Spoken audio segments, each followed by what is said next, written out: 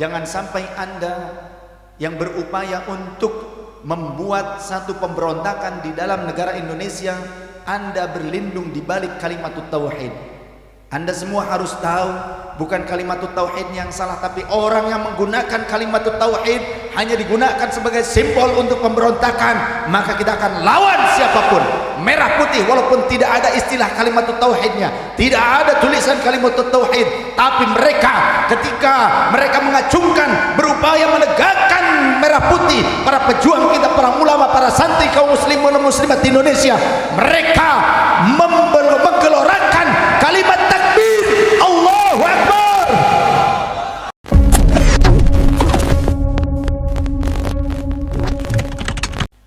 Bendera HTI dilarang di negeri kita.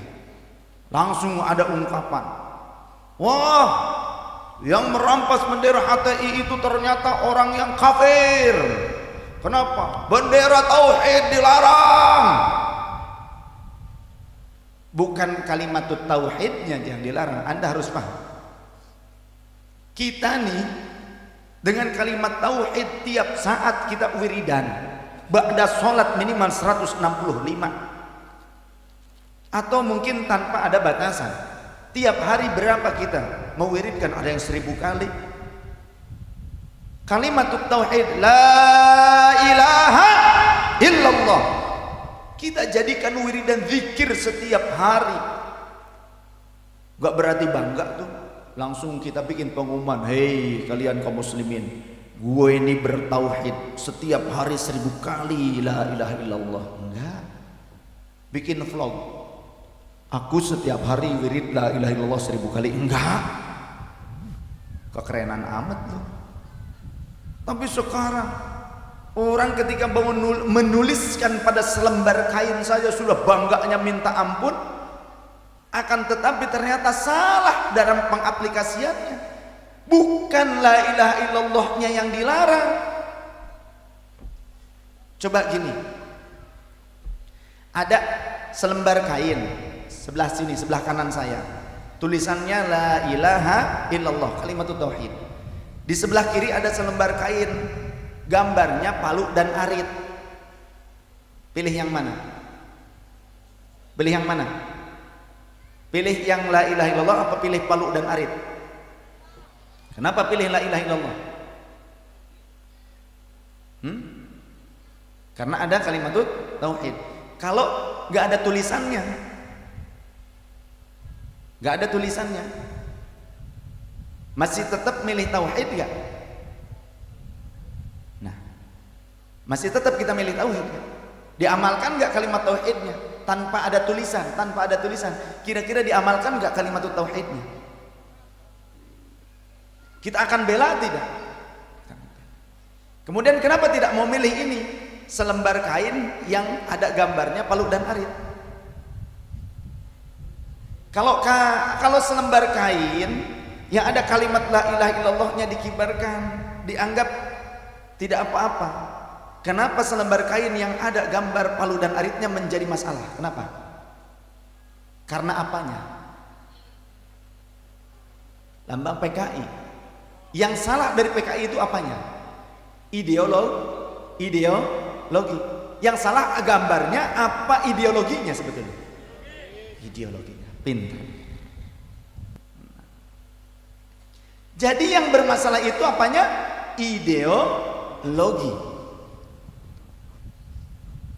Kalau ternyata orang yang pakai bendera, kalau coba ini mah diganti, dirubah.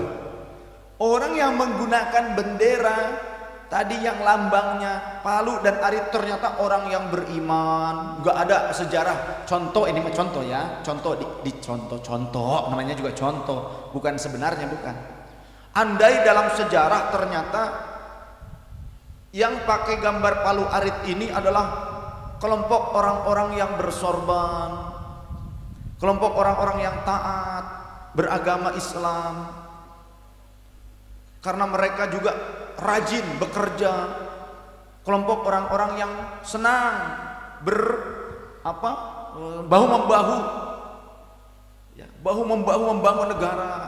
Andai ini Mereka tidak pernah menjadi komunis. Terkenalnya sebagai seorang yang nasionalis. Kemudian juga mereka orang-orang beriman. Kira-kira bermasalah enggak nih bendera yang ada lambang Palu dan Aritnya? Kalau ternyata mereka bukan komunis, gak ada sejarah komunis gitu, bermasalah enggak nih bendera? Enggak. Jadi yang bermasalah apanya? Benderanya apa ideologinya? Ideologi. Jadi ideologi yang masalah ya, ideologi. Nah, ketika ternyata kenyataannya di Indonesia, contoh komunis, orang yang menggunakan ini adalah komunis, yang menggunakan bendera Palu dan Arit adalah komunis, yang membunuh umat Islam termasuk keluarga kami yang dijadikan target pembunuhan oleh mereka, oleh PKI. Keluarga saya nih target pembunuhan dulu.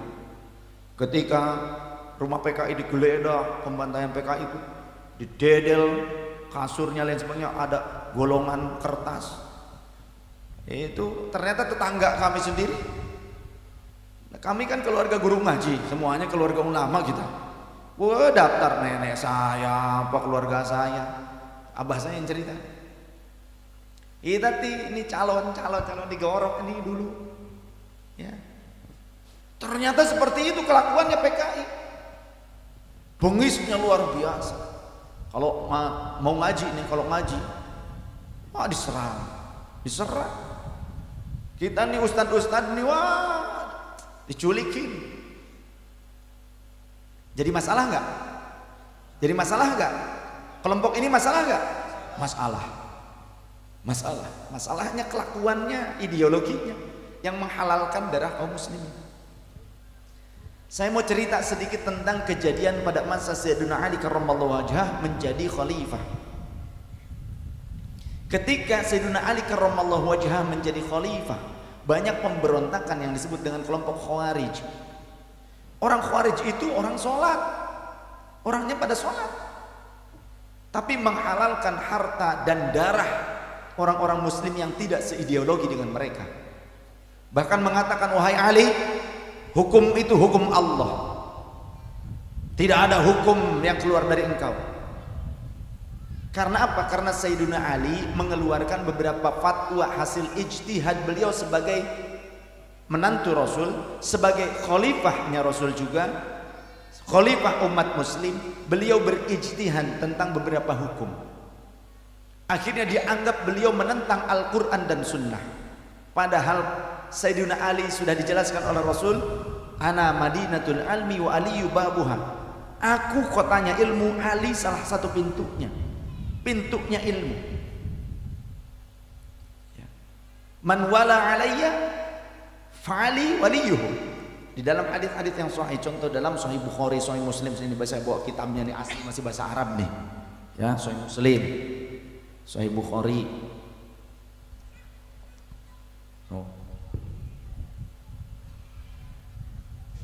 Siapa orang yang berwala kepadaku, maka Ali pun adalah walinya, pemimpinnya. Siapa yang mengakui diriku sebagai pemimpin, maka Ali pun pemimpin. Seperti itu. Ketika beliau menjadi pemimpin menggantikan Khalifah Utsman, meneruskan Khalifah Utsman yang terbunuh pada saat itu. Ketika ngaji, baca Quran, dibunuh oleh siapa yang membunuhnya? Orang yang juga hafal Quran. Yang membunuh Sayyidina Utsman itu orang yang hafal Quran, yang rajin sholat. Sayyidina Ali pun terbunuh akhirnya pada saat waktu subuh, ketika beliau datang ke masjid. Di masjid di balik pintu ada orang yang sudah bersiap-siap, ternyata dihunuskan belati ke bagian punggungnya, ke dadanya. Sayyidina Ali wafat di dalam masjid. Siapa? Ibnu Muljam. Siapa Ibnu Muljam?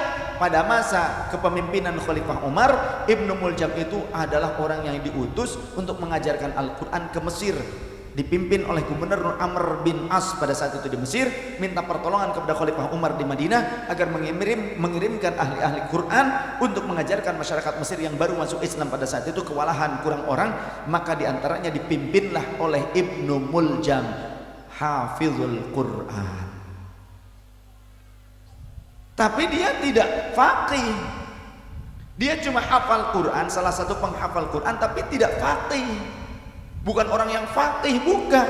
Tapi sekelas Sayyidina Ali, Sayyidina Utsman, Sayyidina Umar, Sayyidina Abu Bakar, orang-orang faqih. Sayyidina Zaid bin Thabit, Ubay bin Ka'ab, selain daripada hafiz Quran juga faqih. Jadi orang hafiz Quran dengan orang yang faqih belum tentu orang yang hafiz Quran ini faqih. Paham ya? Faqih itu apa sih? Faham terhadap Al-Quran dan Sunnah.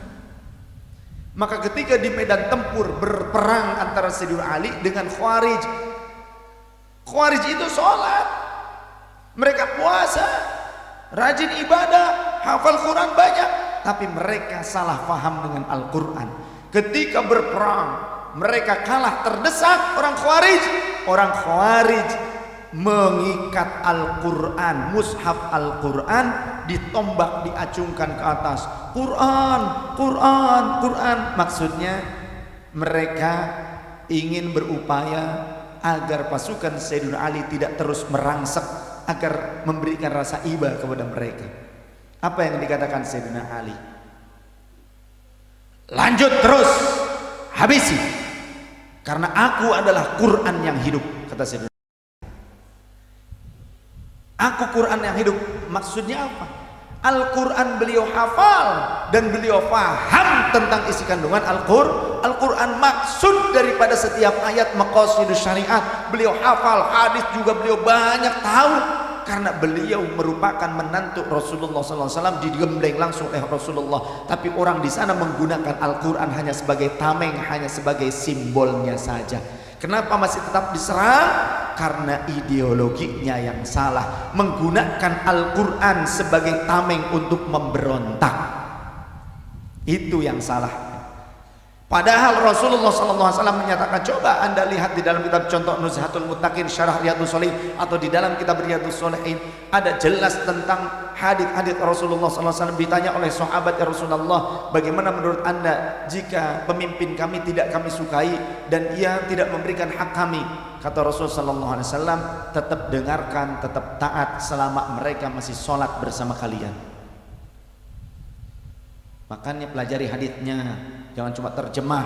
Belajar kepada beliau, belajar kepada para ulama kita nih. Belajar bagaimana dari nahwu shorof supaya jangan salah kaprah memahami Quran dan hadis. Bukan Quran dan hadisnya yang salah. Jangan cuma satu kitab terjemahan hadis dari, apalagi cuma dari broadcast. Gak mau ngaji sama ulama, senangnya broadcast doang. Salah nantinya. Pada saat ditanya nanti kata malaikat, waman syaikhuka, siapa gurumu yang mengajarkan Al-Quran ini, siapa guru yang mengajarkan tentang sunnah ini? Syekhuna Syekh Google radhiyallahu anhu. Begitu nanti. Hati-hati. Sanad ilmu harus dijaga, sanad ilmu harus dijaga. Gak boleh sembarangan. Supaya kita menjadi jujur menyampaikan ilmu, kita tidak mudah untuk dimonopoli oleh orang lain. Karena bukan palu dan aritnya yang salah, tapi ideologinya.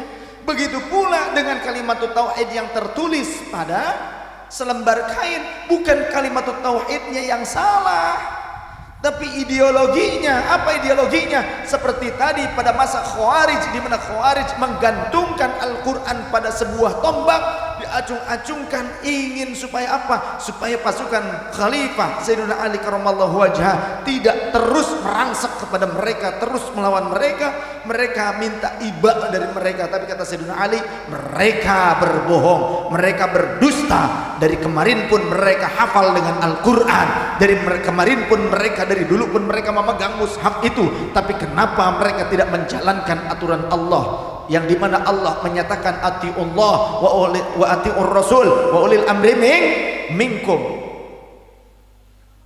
Lanjutkan, habisi, kata Sayyidina Ali, habisi. Gak ada istilah pada saat itu kriminalisasi, gak ada. Pokoknya habisi. Karena apa? Karena pengkhianat. Di dalam Sahih Bukhari, kemudian juga terdapat di dalam Sunan Abi Dawud. Di antaranya ada hadits begini, dalam Sahih Muslim juga ada. Di antaranya dalam Sahih Muslim besok.